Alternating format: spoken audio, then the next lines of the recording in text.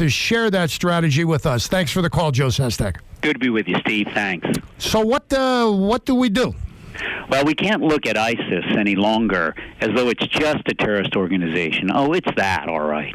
But what they did over the last year plus is establish their own state out there. And in fact, they control as much population as Norway has in its country, as much land as Belgium has.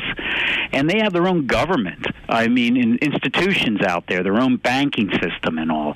They have $2 billion in assets, $600 million in revenues coming in. So to have a strategic approach that just looks at them as a terrorist organization means we don't have it right.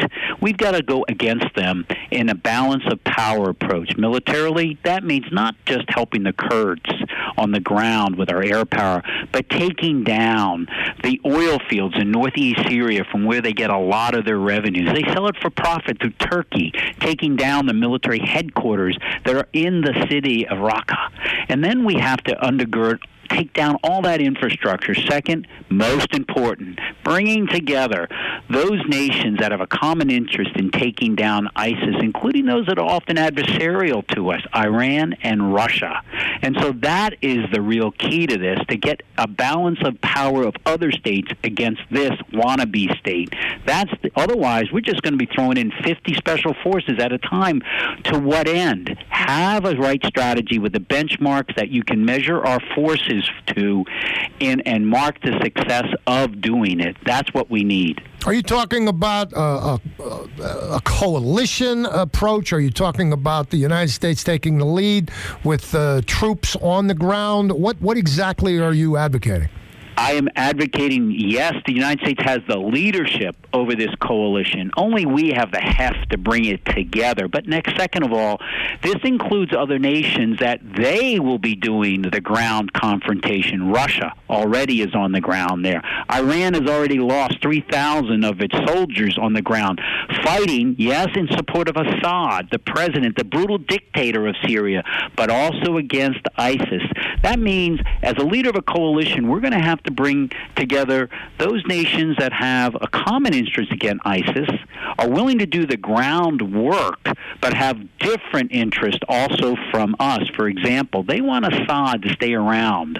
We're not interested in that. However, since Assad doesn't directly go against us, we'll take Assad for a long period of time as a compromise, a principal compromise, as long as they pivot with us against ISIS. That's the kind of coalition you have to build. Of course, it's the kind pretty difficult to build among Democrats and Republicans, but our leadership, where Russia now has lost an aircraft. 3,000 soldiers of Iran have been lost.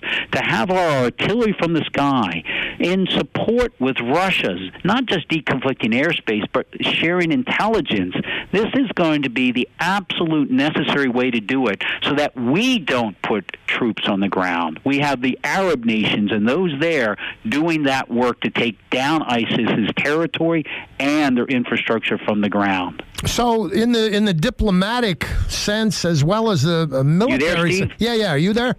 Or are you there, Joe?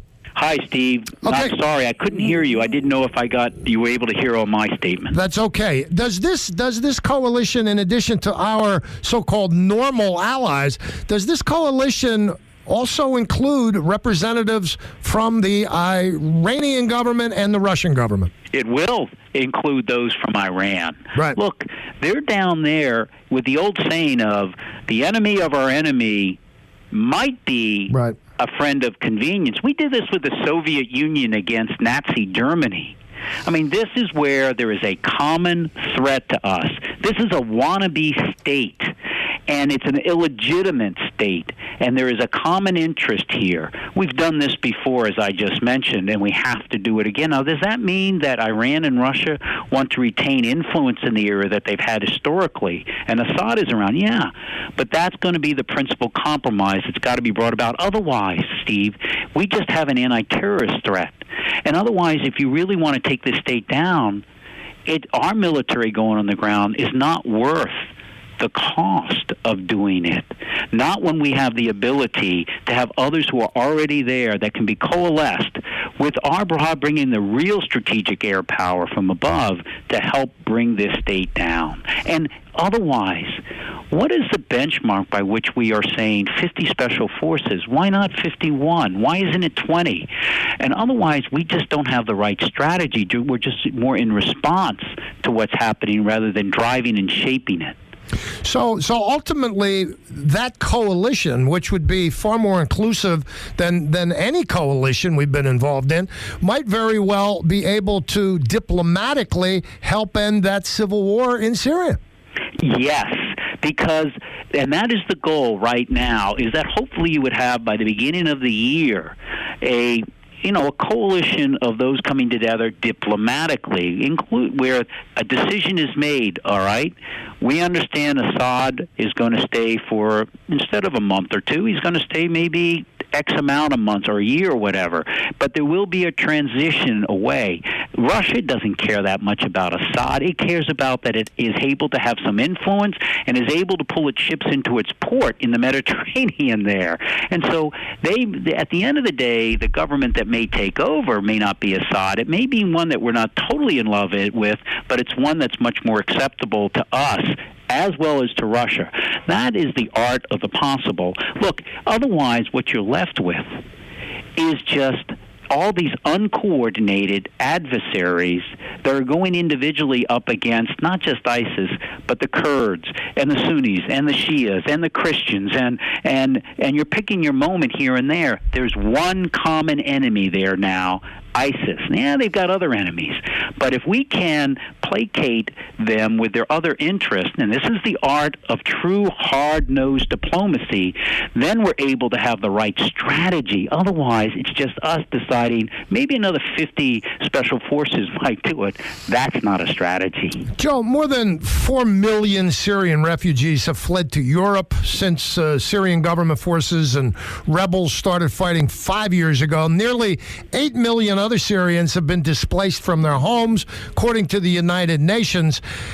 9 or 10 governors in the United States have come together to say they're closing their doors to Syrian refugees. Pennsylvania Governor Tom Wolf says our door remains open. Should it? Yeah, here's where I sit for you.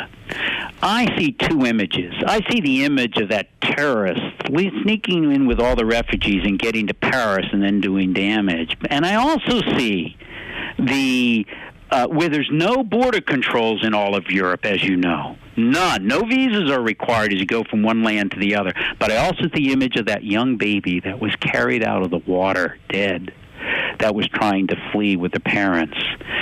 What I believe is, as former director of the Navy's anti-terrorism unit, I know that we can vet what we have to vet in order to do our share of humanitarian interest. And that's right. I do believe we can. We're America. And if those that don't vet, they don't come in. But those that do, we need to do our share. And so that's where I sit. Absolutely. We talked earlier on the show before you called about some of the Syrian refugees who have already come to northeastern Pennsylvania. And I was somewhat surprised at some of the what I consider to be overreaction from callers when I talked about a 7-year-old girl who fled Syria with her mother, her father, her other siblings, was so excited. She wanted to show off what she learned in school. And she stood and for a television news reporter, she recited the Pledge of Allegiance. And how we can turn our backs against that alone, in addition to our disciplined vetting, our disciplined security, our truly being America the brave and the strong, how people can turn their backs on that, Joe, I don't understand. Look, I know the concern that Americans will have, but I know that on the whole, the Americans also know that young girl being here is the right thing as long as we do what we can do, which is vet and make sure that the wrong ones don't come, those terrorists. Look, you come into Upper Darby High School right here where I am in Delaware County, where I visit the school. It is one of the refugee high schools around where we take refugees and under the humanitarian part of our immigration, settle them in, and they actually go to schools there. There's something like 42 different languages spoken there with about 62 different nationalities. And yet, I'll tell you, it is the birthplace, the renewal of the birthplace of democracy. They're here, and they're really, really a part of America. Do we have to be careful? Darn right we do. But we're able to do this. We really are. Joe Sestak, it's always good to talk with you. Thanks very much for your expertise. Good to be with you, Steve. Okay.